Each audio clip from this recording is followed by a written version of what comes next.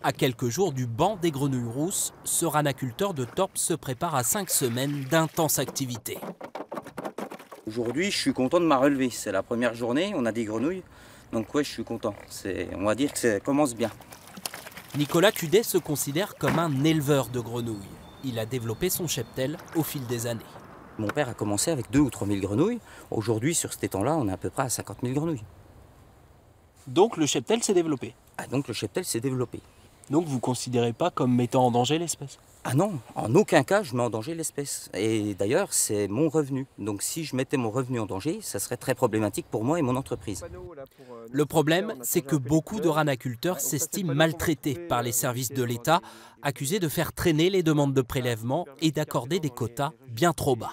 Pour nous, le fait de ne pas pouvoir prélever l'intégralité ou pratiquement l'intégralité des populations présentes est un risque pour les populations futures. Puisque si on ne retire pas du milieu ces populations qui sont matures, qui se sont déjà reproduites, ça va être au détriment des populations juvéniles parce que la nourriture, il n'y en aura pas suffisamment. La direction régionale de l'environnement assure qu'elle suit l'avis du Conseil scientifique régional du patrimoine naturel pour accorder ces autorisations à un niveau qui permet à la fois la commercialisation et la préservation de la grenouille rousse. Sur environ 1 million de grenouilles demandées pour être capturées sur l'ensemble de la région, les scientifiques et donc les arrêtés qui vont suivre vont octroyer un peu plus de 700 000 grenouilles, soit un ratio de 70% d'autorisation sur la base de ce qui avait été demandé. Espèce protégée, la grenouille rousse est attendue dans les assiettes dès vendredi. Demain, ça part directement chez les restaurateurs pour qu'ils puissent les cuisiner fraîches.